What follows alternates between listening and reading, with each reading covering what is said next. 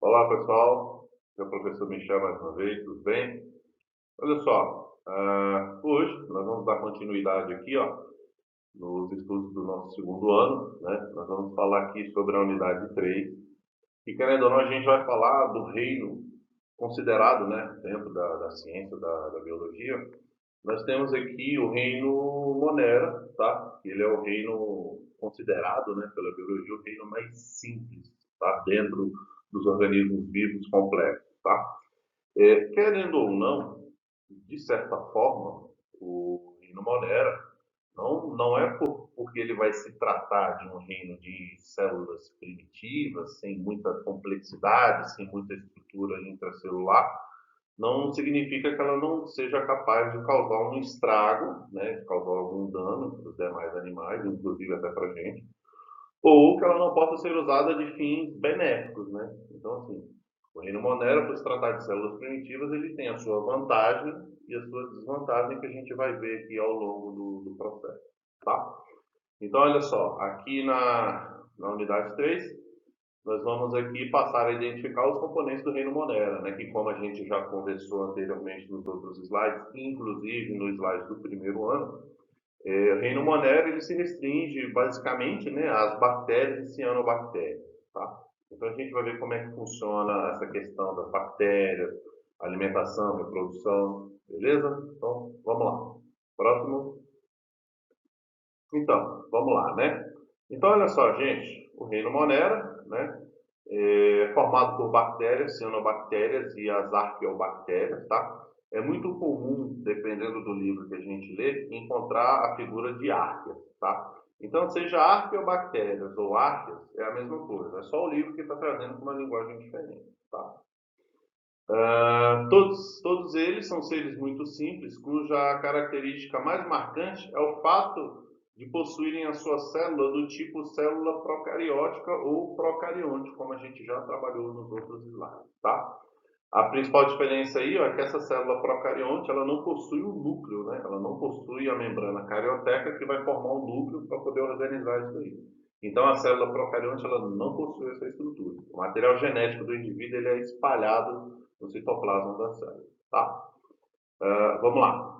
As bactérias, vem do grego bactéria, que né, forma no gênero bastão, são encontrados em todos os ecossistemas da Terra e são de grande importância para a saúde, para o meio ambiente, por incrível que pareça, para a economia. Tá? Mais para frente a gente vai ver.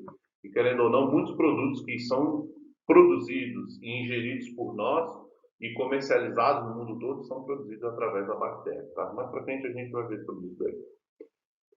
As bactérias são encontradas em qualquer tipo de meio ambiente, né? Seja no mar, na figura da água salgada, seja nos rios e lagos, na figura da água doce, seja no solo, no ar. E, por incrível que possa parecer, ela é encontrada no interior de muitos seres vivos, tá? Existe uma relação ecológica aí, chamada de protocooperação, onde a bactéria ela vai viver dentro do corpo de outro indivíduo para ajudar esse indivíduo a sobreviver, certo? Como assim? Por exemplo, na figura dos ruminantes, né, na figura da vaca, como que funciona? A vaca animal, por si só, quando ela se alimenta da grama, a vaca no seu trato digestivo, ela não consegue digerir a grama. Tá? Então, por que ela come grama? A vaca se alimenta da grama porque no estômago da vaca existem as bactérias que vão fermentar essa grama que a vaca comeu, né? E depois dessa fermentação dessa grama, essa bactéria vai liberar no estômago da vaca o nutriente que ela retirou da grama. Ou seja, quando a vaca come a grama e essa grama está disponível no estômago, é a bactéria que vai tirar da grama os nutrientes que vão para a vaca. Certo? A vaca ela não possui uma enzima digestiva chamada de celulase, que digere a celulose presente nos vegetais. Tá? É o igual a gente. Nós não temos essa enzima tá, chamada de celulase, e quando a gente se alimenta dos vegetais, são as bactérias que vivem no nosso intestino que vão retirar desses vegetais os nutrientes que a gente absorve depois, tá? Então existe essa relação entre os animais e as bactérias para que juntos eles consigam retirar do alimento aquele nutriente que tanto eu quanto a bactéria necessitam para sobreviver, tá? Então aí é uma relação positiva e não negativa na figura das doenças, tá? A gente vai ver mais para frente. Aqui embaixo, ó, a gente vai ver aqui algumas características, tá? Por exemplo, aqui, ó, elas atuam na decomposição da matéria morta, né? Ou seja, dos organismos que uma hora estavam vivos e morreram, né? Então, a decomposição daquele indivíduo ali vai ser realizado também pela figura das bactérias, tá?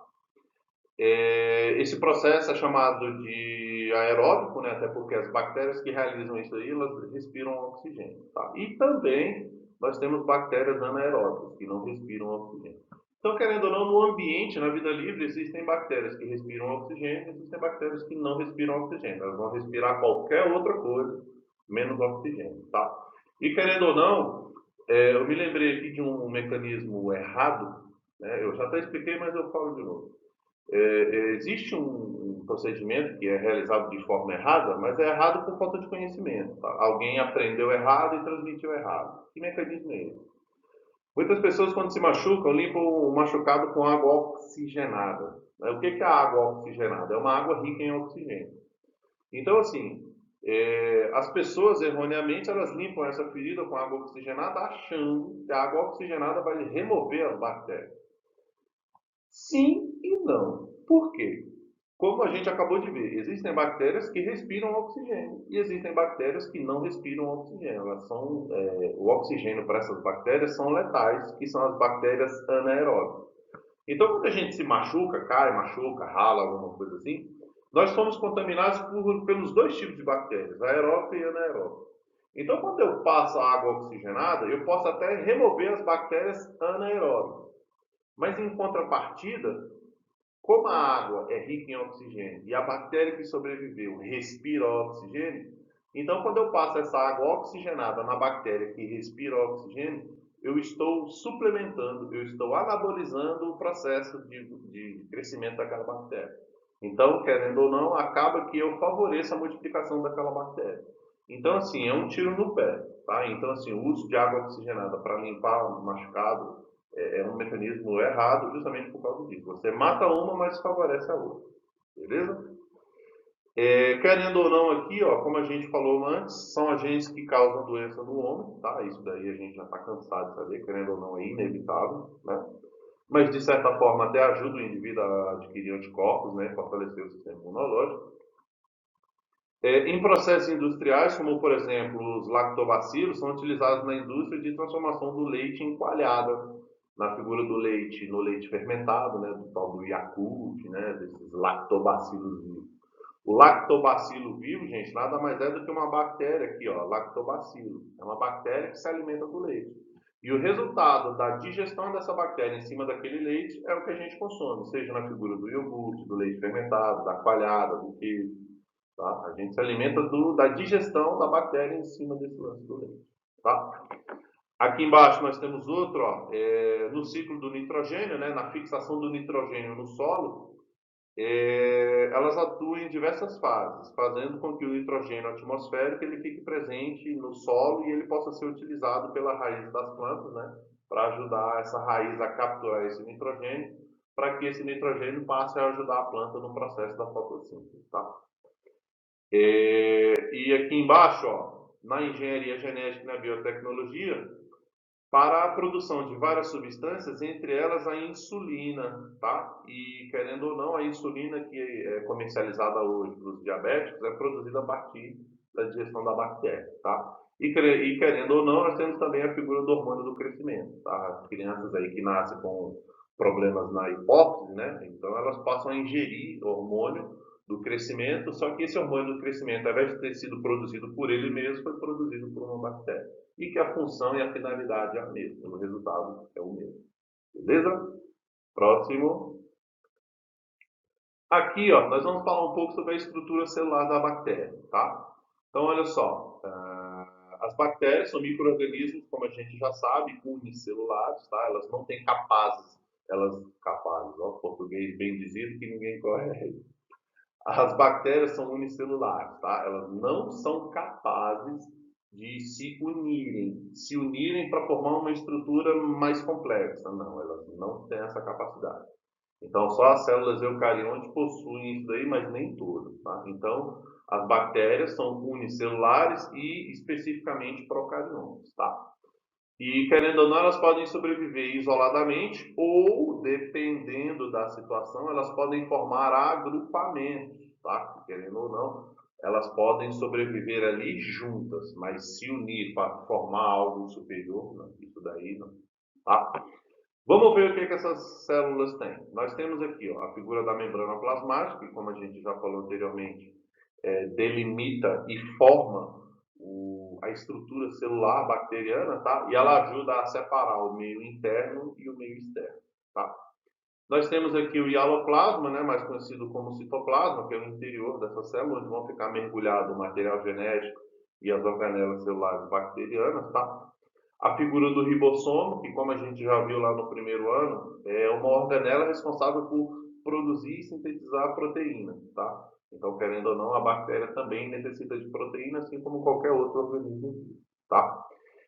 No caso das bactérias, ela pode ter material genético, né? Pode ter não, ela tem material genético na figura do DNA. Ele é chamado de DNA circular justamente porque ele não está protegido pela carioteca. Então, se ele tivesse a carioteca, esse material genético iria estar pressionado lá dentro. Mas como ele não tem, então ele é solto. E se ele é solto, ele é do tipo circular, tá? Nós temos também na estrutura celular bacteriana a figura da parede celular, tá? Ou parede bacteriana, indifere. Seja parede celular ou parede bacteriana, é uma estrutura que fica do lado de fora da célula, né, acima da membrana plasmática, e querendo ou não ajuda a proteger essa bactéria do meio ambiente, tá? Seja num combate ali com outra bactéria ou seja no ataque de algum antibiótico, tá? A gente vai ver isso mais para frente. Próximo. Aqui, ó, vamos ver como é que funciona essa questão do material genético da bactéria. Olha só, a região ocupada pelo cromossomo bacteriano costuma ser chamada de nucleóide. Em alguns indivíduos, ela é externamente a membrana plasmática. Existe uma parede chamada de parede celular, como eu já disse no outro slide, né? Ou, dependendo do livro que a gente lê, ele pode trazer como membrana esquelética. Mas esse membrana esquelética é nomenclatura antiga, tá? Eu acredito que nem é mais utilizada, tá? É comum que existem plasmídios. Esse plasmídio é uma molécula de DNA não ligada ao material genético da bactéria. Ele vive solto aqui, ó. Por exemplo, ó. Tá vendo esse enovelado aqui, ó, todo circundado aqui embaixo? Então, esse é o material genético da bactéria, certo?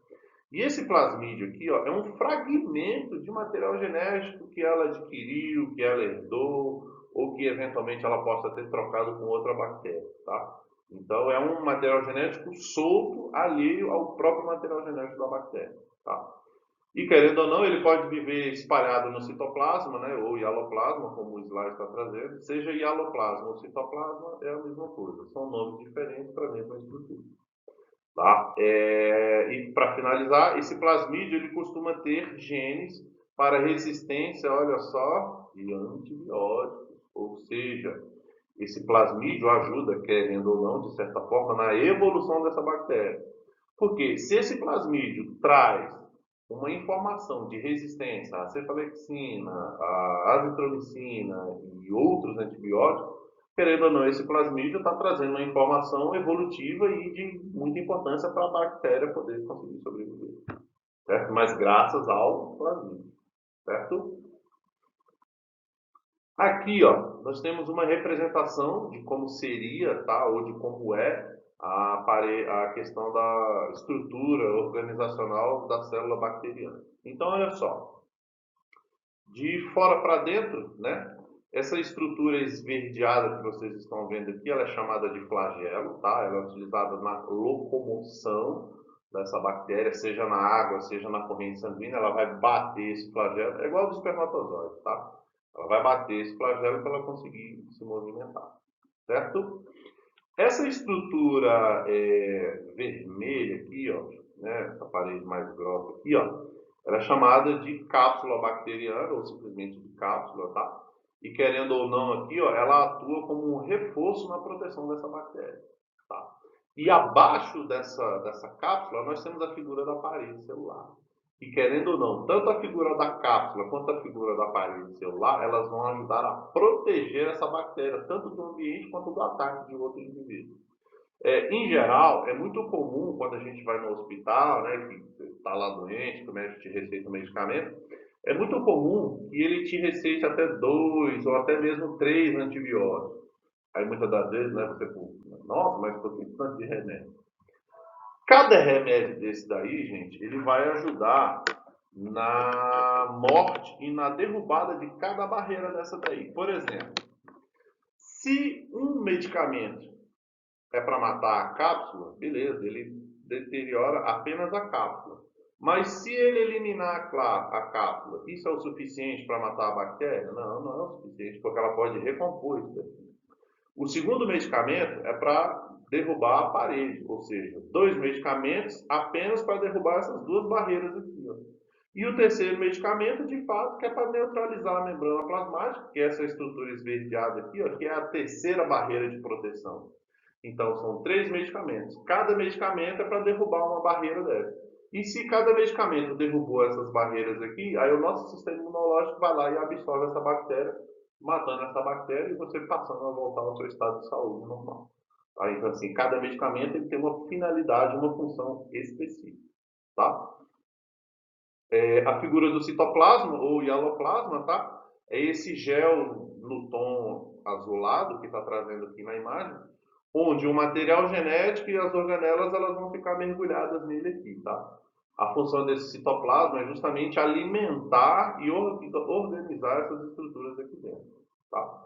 Nós temos a figura dos ribossomos, como eu já falei, ele sintetiza a proteína, tá? Nós temos aqui a figura do plasmídio, que é como eu falei, ele pode trazer informação de DNA de outros indivíduos ou até mesmo resistência a antibióticos, tá? E nós temos aqui, ó, aqui está chamado de pili, mas você pode encontrar em livros também o nome fímbrias. Então, seja fímbrias ou seja pili, são esses pelos que ficam aderidos aqui à parede ou à cápsula bacteriana, e eles têm como função de fixação na célula do hospedeiro, tá? Então nós temos a célula do hospedeiro, essa bactéria ela encosta e esse pílio, essas fibras, elas vão criar um enraizamento, elas vão se fixar ali. E quando elas se fixam ali, elas começam a retirar os nutrientes dessa célula do hospedeiro, causando a morte dessa célula, e aí a morte dessa célula começa a provocar o aparecimento da doença, certo? Vamos lá? Aqui, ó, nós temos aqui também uma outra representação, tá? Aqui, ó, tá vendo? Aqui já veio fímbria no nome da fibra, tá? Então, querendo ou não, aqui nós temos a mesma organização, tá? Vamos ver o que está trazendo aqui, ó. Algumas espécies de bactérias possuem, do lado de fora da membrana plasmática, o que chamam de membrana esquelética ou simplesmente cápsula, tá? Que é o que a gente já falou anteriormente. É o caso da bactéria chamada de pneumococcus, tá? Que querendo ou não é a bactéria que causa o que a gente chama de pneumonia, tá? Então, pneumococcus, né? É uma bactéria que ela vai atacar ali os pulmões desse indivíduo, certo? Causando aí o que a gente conhece como pneumonia. Descobriu-se que a periculosidade dessas bactérias reside na cápsula. Olha aí, como eu falei, a cápsula ajuda a proteger. Se ajuda a proteger, causa resistência. E se essa tiver a cápsula e o plasmídio, ela é uma bactéria mais evoluída, uma bactéria mais resistente. A resistência está encontrada na cápsula e em um experimento, ratos infectados com o pneumococo sem a cápsula tiveram a doença, porém não morreram da pneumonia. Tá? Enquanto pneumococos encapsulados, né, que possuem a cápsula, causaram a pneumonia e, querendo ou não, os indivíduos morreram. Tá? A parede da célula bacteriana, também conhecida como membrana esquelética, tá?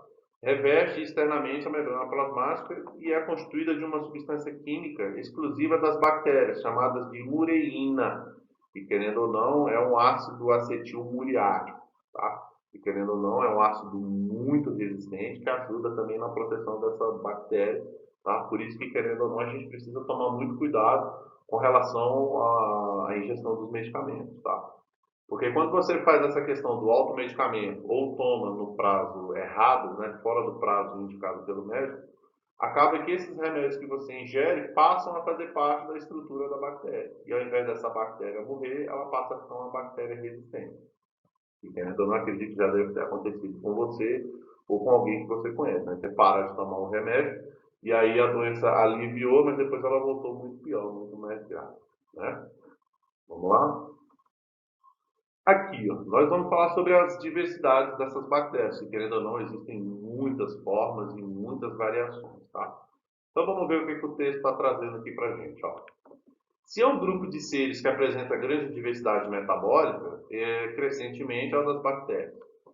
Existem espécies heterótrofas, tá? Que são bactérias que precisam absorver moléculas orgânicas do ambiente, tá? E existem as bactérias autotróficas, que são aquelas que produzem o seu próprio alimento, tá? Dentre as primeiras, né, as heterotróficas, podemos destacar as bactérias do tipo parasita e as bactérias decompositoras de matéria orgânica, ou seja, tanto a parasita vai retirar da célula do hospedeiro, quanto a decompositora vai retirar da carcaça daquele indivíduo o material que ela necessita para se alimentar. Beleza? E tem aquelas que produzem matéria orgânica de outros seres vivos, com os quais associam sem prejudicá-los, né, como eu disse na questão da vaca e do nosso. Né, elas vão se associar a gente para ajudar a gente a produzir o nosso alimento e ela também indiretamente se alimenta. Então, não é obrigatório causar um prejuízo, muito menos causar uma doença. Tá? É uma relação harmônica, como a gente chama. Tá? Vamos lá. Dentre as bactérias chamadas de autótrofas, né, aquelas que são capazes de produzir o seu próprio alimento, nós temos as bactérias aqui, ó, que são bactérias fotossintetizantes, tá? E querendo ou não, nós temos as bactérias que realizam a quimiossíntese. Vamos lá. No próximo slide a gente vai ver o que é isso, mas antes da gente ir, deixa eu te explicar o que é. Professor, o senhor disse que existem bactérias que realizam fotossíntese? Sim. Uma coisa que você precisa ter em mente é: fotossíntese é um processo de respiração onde o resultado é uma molécula nutricional. Pode ser glicose, pode ser alguma outra substância, mas em geral é a figura da glicose, certo? Então, olha só, fotossíntese é um processo de respiração onde vários indivíduos realizam a fotossíntese. Por exemplo, nós temos organismos fotossintetizantes, ou seja, são aqueles indivíduos que na respiração produzem o alimento. Nós temos a figura das plantas, nós temos a figura das algas marinhas, né, seja de água salgada, seja de água doce. E também nós temos a figura das bactérias, ou seja, nós temos 3 indivíduos aí que realizam fotossíntese. Beleza? E querendo ou não, como eu falei no finalzinho, existem as bactérias quimiosintetizantes, ou seja, elas vão pegar um composto químico, seja ele qual for, e a partir daquele composto químico vão produzir o seu próprio alimento. Ou seja, é um processo diferente da fotossíntese. Beleza? Já já a gente vai ver. Vamos para o próximo slide que a gente quebra isso daí. Olha só, exemplo. As bactérias, né, heterotróficas são aquelas que precisam absorver matéria orgânica do ambiente. Então vamos ver. Nós temos aqui, ó, são as bactérias ditas parasitas, tá? São aquelas que, por meio de inúmeros mecanismos, elas agridem outros seres vivos para obter o alimento de que elas necessitam. E uma vez que ela agride o corpo desse indivíduo, o corpo desse indivíduo vai manifestar o resultado dessa agressão. E o resultado dessa agressão é conhecido como a doença. Aí nós temos as inúmeras doenças causadas por bactérias, tá? Nós temos aí, ó, desde a pneumonia até a tuberculose, a gonorreia, né, e dentre outros.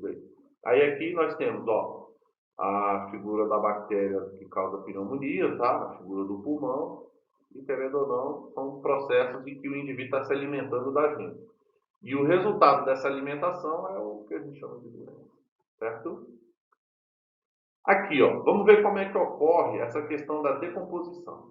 Aqui não tem mistério nenhum, tá? Nós temos a planta, nós temos o coelhinho, tá? Seja na figura da planta, seja na figura do animal, essa planta morta no solo, ou o corpo desse animal morto no solo, essas bactérias presentes no solo, elas vão se dirigir, seja a carcaça da árvore, ou seja a carcaça do rato, e vão começar a decompor, vão começar a se alimentar da carcaça desses indivíduos aqui, certo? E ao se alimentando da carcaça desses indivíduos, acaba que ela vai retirar do corpo deles aquilo que ela necessita, certo? E o resultado dessa alimentação, dessa decomposição, é a digestão da bactéria. A bactéria, quando ela libera o seu resíduo, esse resíduo é liberado no solo. E querendo ou não, esse resíduo que ela vai liberar no solo acaba que fertiliza o solo. Então é muito comum a gente ver assim, ó, em solo de cemitério ou em solo de floresta, onde a decomposição ela ocorre naquele frenesi, ocorre em demasia, em grandes quantidades, a gente sempre consegue perceber que, embora tenha muita matéria orgânica morta no solo, os indivíduos que estão vivos, eles estão 100%, 100% verdes, bonitos, altos, com frutos, né? São bem destacados em contrapartida do ambiente em que eles estão. Tá? Então, mais uma vez, a bactéria presente no solo, seja a árvore ou seja qualquer organismo vivo que morreu e está no solo, essa bactéria vai decompor aquele organismo. E quando ela decompõe, ela vai liberar no solo fertilizante. E esse fertilizante ajuda a fertilizar o solo e, querendo ou não, os organismos que ainda estão vivos vão se beneficiar desse fertilizante. Certo? E, querendo ou não, isso daí é um ciclo da natureza. Tá? Vamos lá? Aqui, ó. As que estão associadas a outros seres vivos são chamadas de simbiontes, tá? Ou seja, são bactérias que para sobreviver necessitam do outro indivíduo. Essa simbiose aqui, ó, ela é também chamada de mutualismo. Então, seja simbiose, seja mutualismo, dependendo do livro que você lê, simbiose ou mutualismo é a mesma coisa. São indivíduos de espécies diferentes que para sobreviver necessitam um do outro, certo? É o caso das bactérias encontradas no estômago dos ruminantes. Olha aí o que eu falei.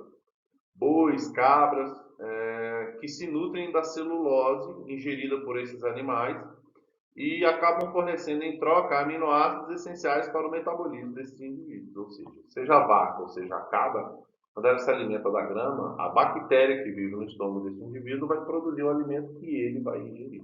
Tá? Vamos lá. Muitas bactérias heterotróficas são anaeróbias obrigatórias, ou seja, traduzindo no português mais bonitinho, elas respiram qualquer outra coisa, menos oxigênio, tá? Que é o caso aqui, ó, da bactéria chamada bacilo, que causa a doença chamada de tétano, tá? É uma bactéria que, por incrível que pareça, é uma bactéria que ela vai se alimentar do ferro, ou seja, a ferrugem nada mais é do que um processo de decomposição do ferro causado por bactérias. Ou seja, as bactérias estão utilizando o ferro para poder produzir o seu próprio alimento. E de uma maneira, assim, traduzindo para um português mais bonitinho, a bactéria está se alimentando do ferro, né? Traduzindo um português mais bonitinho. Aí você imagina, se essa bactéria é capaz de comer o ferro, imagina essa bactéria dentro do seu corpo, dentro do meu corpo, né? Então, querendo ou não, quando isso acontece, por você pisar no prego, esbarrar num ferro e se cortar, enferrujado, né? E se cortar, em geral, aquela questão da antitetânica, né? Da vacina anti-tétano, né? No caso, está prevenindo a doença. São bactérias que morrem na presença do oxigênio, como eu já disse anteriormente, no caso da água oxigenada. Nesse caso, a energia dos compostos orgânicos é obtida por meio da figura da fermentação. As anaeróbias facultativas, por outro lado, vivem tanto na presença ou na ausência do oxigênio. Então, como que eu vou saber identificar? Então, seja na equação da questão, ou seja na interpretação do texto, ele já vai te dar a dica de se é facultativa ou se ela é obrigatória. Tá? Aqui, ó, respiração das bactérias. Como eu já disse para vocês anteriormente, da questão da economia, né, e dos produtos que ela produz para a gente. Então, olha só, algumas são aeróbias. Olha aqui os diversos alimentos resultantes da fermentação das bactérias. Ou seja, algumas são aeróbias, usam o oxigênio do ar para respirar. Outras são anaeróbias, como a gente já falou anteriormente, e utilizam esse processo para a indústria na fabricação do álcool etílico ou também do álcool combustível, né, a figura do etanol. E nós temos aqui a figura do iogurte, nós temos aqui a figura do leite fermentado, como eu já disse, né, das bebidas e tudo mais. Beleza? Olha só como que funciona o processo da respiração, tá? Aqui, ó, na célula animal, nós sabemos que é uma célula animal pela presença do núcleo, né, uma célula eucariótica. E aqui, ó, nós temos a organela celular chamada de mitocôndria. E olha só que curioso. Nesse caso aqui, ó, está ocorrendo um processo de respiração, tá? onde está entrando aqui, ó, glicose e oxigênio, tá? Entra glicose e oxigênio nessa mitocôndria. Em contrapartida, ó, a formação e a digestão disso daqui produz energia que o indivíduo vai precisar, a figura do gás carbônico e a figura da água, tá? Então aqui, ó, produziu energia, produziu gás carbônico e produziu água, tá? Vamos ver o que o texto está trazendo aqui para a gente. Nesse caso, a energia dos compostos orgânicos é obtida por meio da fermentação, como a gente já falou anteriormente. As bactérias anaeróbias facultativas, por outro lado, vivem tanto na presença como na ausência do oxigênio, como a gente já disse. Outras espécies só sobrevivem na presença do oxigênio, que é o caso das aeróbias, como a gente já falou, tá? São as chamadas de anaeróbias facultativas. Um curioso grupo de bactérias é o que realiza a respiração aeróbica. Nessa modalidade de metabolismo, a produção de energia acontece nas etapas típicas da respiração celular. Muda apenas o receptor final de elétrons da cadeia respiratória. No lugar do oxigênio, essas bactérias utilizam nitrato, nitrito ou sulfato para poder obter aí, ó, praticamente o mesmo rendimento energético de uma respiração celular aeróbica. Como eu disse para vocês, existem as bactérias que elas respiram oxigênio e existem as bactérias anaeróbias que vão respirar qualquer outra coisa, menos oxigênio. Que outra coisa é essa? São o nitrato, o nitrito e o sulfato. E esses três elementos podem fornecer para ela a respiração anaeróbia, favorecendo aí a produção de energia e, querendo ou não, a respiração celular bacteriana. Certo? Vamos lá. Bactérias autótrofas, né? Aqui, ó, fotossintetizantes. Nas bactérias que realizam a figura da fotossíntese, a captação de energia solar fica a cargo da clorofila, que, querendo ou não, no grupo das bactérias é chamado de bacterioclorofila. Se você simplesmente fala clorofila, você está obrigatoriamente se referindo a alga ou vegetal. Agora, se você fala bacterioclorofila, você está especificando apenas e somente as bactérias fotossintetizantes, tá? Então você tem que tomar muito cuidado no jeito que você fala e querendo se referir a quê? Porque você pode trocar uma coisa pela outra e acabar se confundindo, tá? E errando até mesmo na interpretação de uma questão lá na frente, certo? A partir da utilização de substâncias simples por meio, né, do ambiente, ocorre a síntese do combustível biológico, ou seja, ocorre a metabolização daquele composto, né? De maneira geral, não há a liberação de oxigênio, como, por exemplo, podemos citar as bactérias sulfurosas, ou seja, que se alimentam de ácido sulfúrico. Bactérias que se alimentam de ácido sulfúrico ou na presença do enxofre, tá? Então, seja ácido sulfúrico, ou seja na figura do enxofre, são bactérias sulfurosas, tá? Que é o caso do gênero das bactérias Chlorobium, tá? Que efetuam esse processo utilizando, né, a figura aqui do hidrogênio e do enxofre e a figura do gás carbônico, tá? Então nós temos essa equação aqui, ó. São os ingredientes para que essa bactéria realize a figura da fotossíntese, tá? Nós temos aqui o composto sulfuroso, né? Nós temos o hidrogênio e o enxofre. Nós temos aqui, ó, o gás carbônico e também nós temos a figura da luz. Essa luz aqui, gente, ela pode ser variável, tá? Pode ser a questão da energia solar ou muitas das vezes pode ser a energia artificial, tá? Na figura de lâmpada, tá? Tem em laboratório, já foi testado isso daí, tá? Aí aqui, ó, entrou os ingredientes, entrou a bacterioclorofila, que vai ser responsável por captar a figura do calor, né? E esse calor vai fermentar esses ingredientes aqui. E o resultado da fermentação desses ingredientes é o seu composto energético e respiratório. E no caso aqui é o carbono e o hidrogênio, nós temos a figura do enxofre e nós temos aqui a figura da água. Beleza? Então esse é o processo de respiração das bactérias fotossintetizantes. Belezinha? Tranquilo? Vamos lá para o próximo. Aqui, ó, nós temos também uma outra representação um pouco mais esquematizada e mais organizada do processo. Olha só.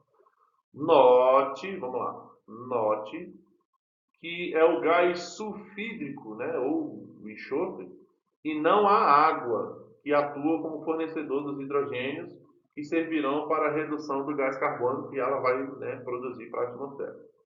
Não há a liberação de oxigênio, pelo contrário, há a entrada dele. Tá?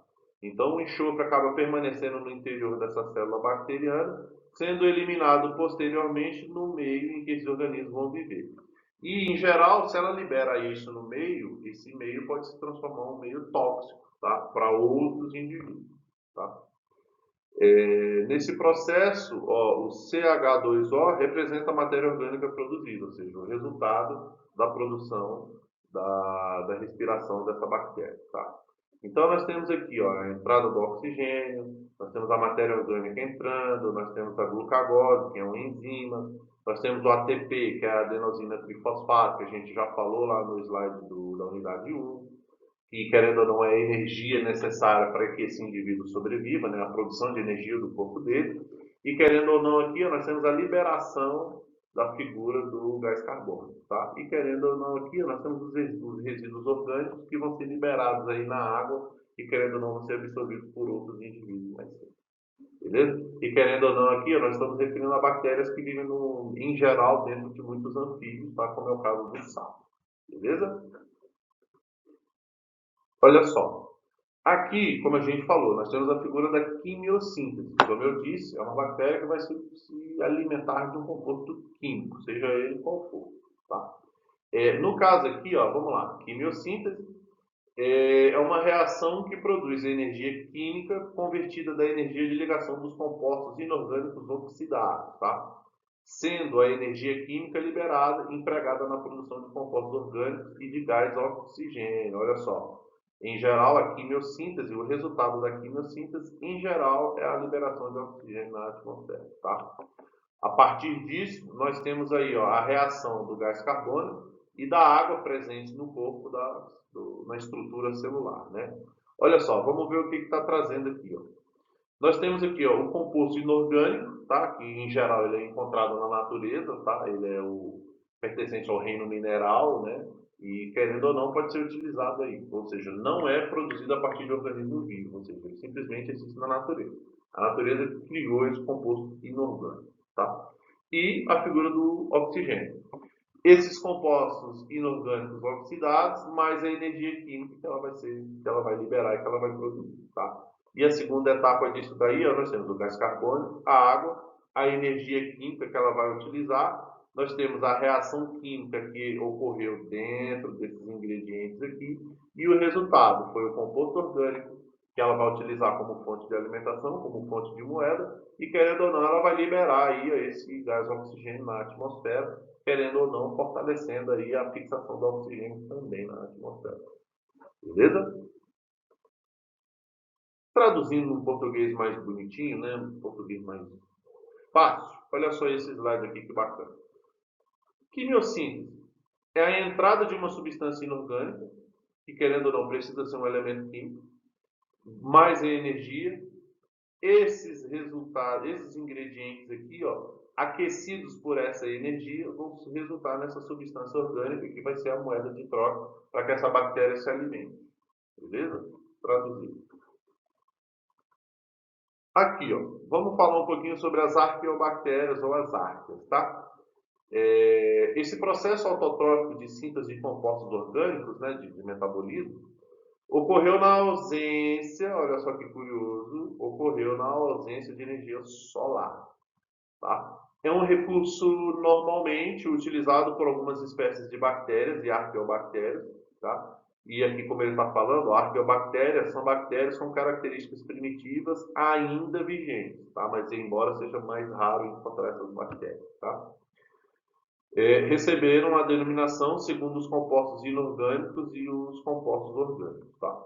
Reagem podendo ser ferrobactérias, como o próprio nome já diz, ela vai se alimentar de ferro. Tá? As nitrobactérias, que vão se alimentar de nitrogênio, e as nitrificantes, tá? Que querendo ou não, são bactérias que vão se alimentar de elementos químicos.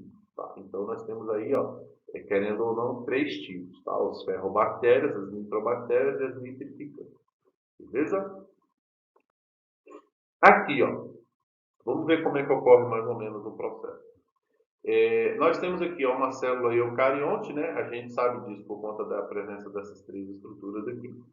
E querendo ou não, olha só, entrou aqui ó, os ingredientes como oxigênio e água, né, e sais minerais para dentro dessa célula. Essa célula metabolizou esses nutrientes e liberou para a atmosfera o dióxido de carbono, né, ou o gás carbônico, e querendo ou não, o vapor de água e também da figura do oxigênio.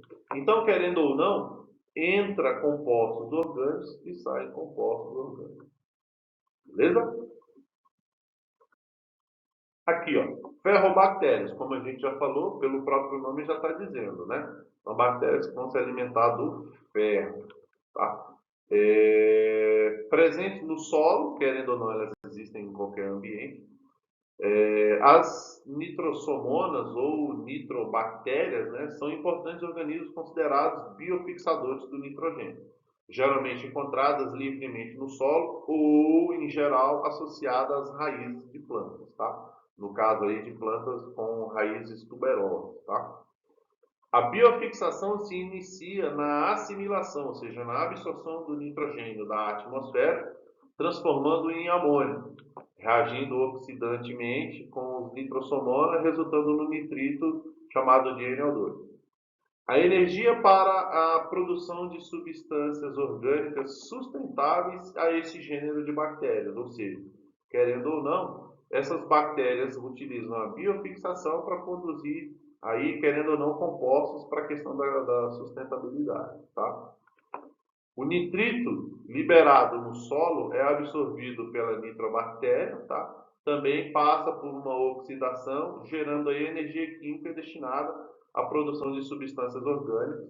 E, querendo ou não, esse gênero passa a absorver esse nitrato, né, que foi produzido, e acaba liberando esse nitrato no solo. E a liberação desse nitrato no solo, ele é capturado pela raiz das plantas, e, querendo ou não, as plantas transformam isso daí no aminoácido, e que, querendo ou não, as plantas utilizam isso aí para a questão da fotossíntese, tá?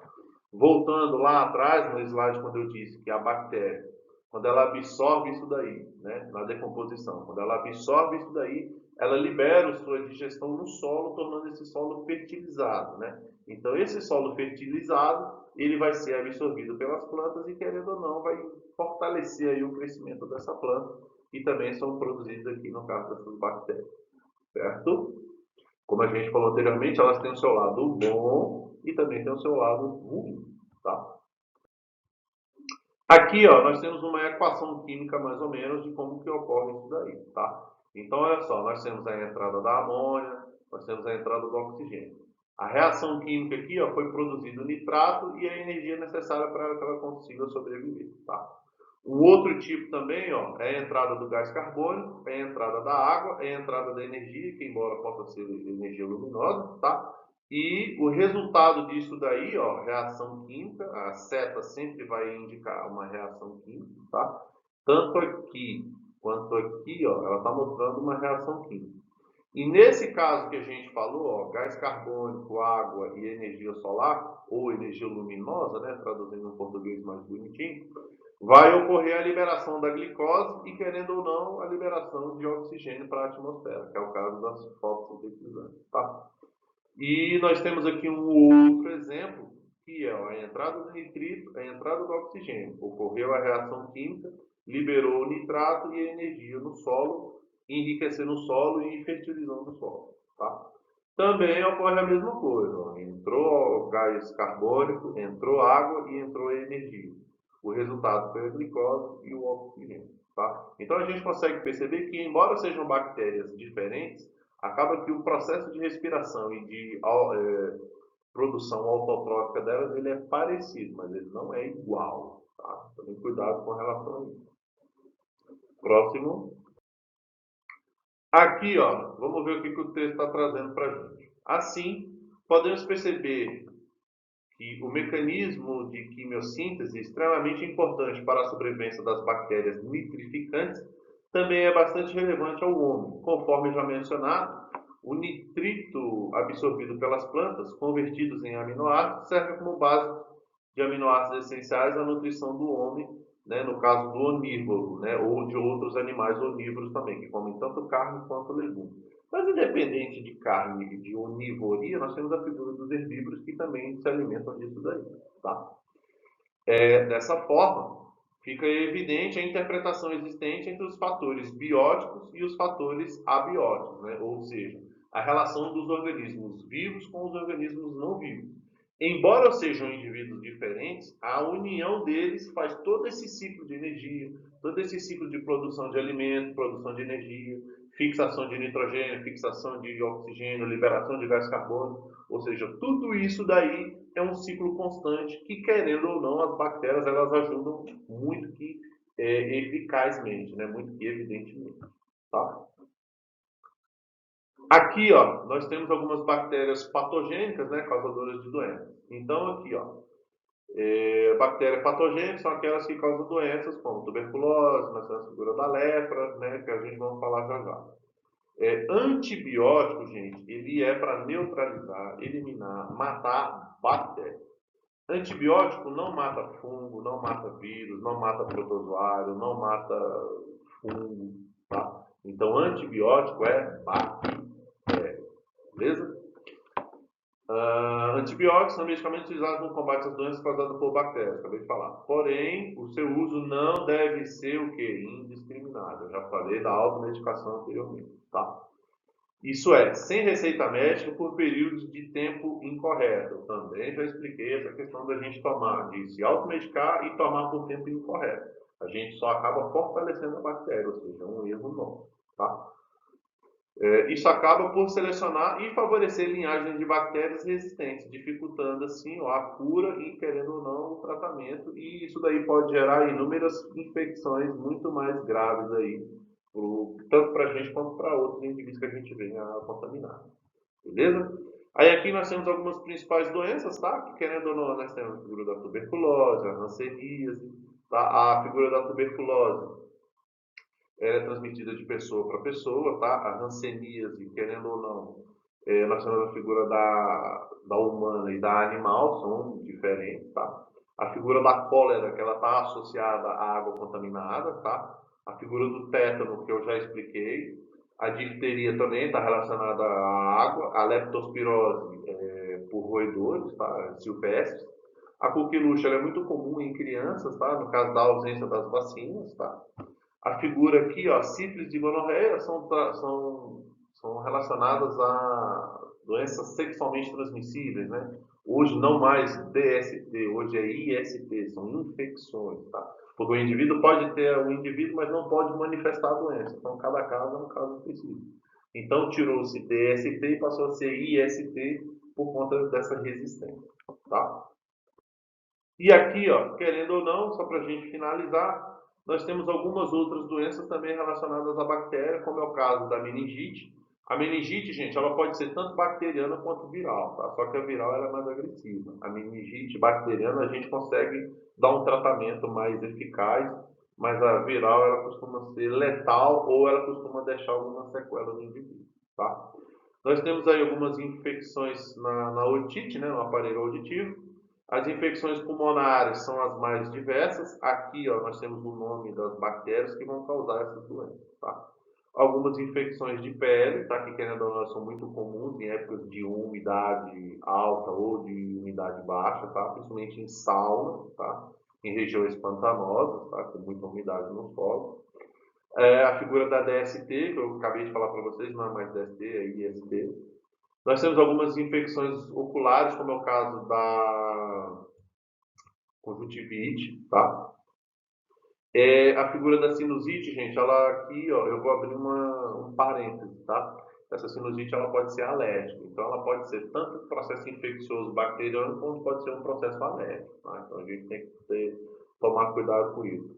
A figura da faringite, que, querendo ou não, vai atrapalhar o processo de respiração e deglutição do indivíduo, né? E se ela estiver mais grave.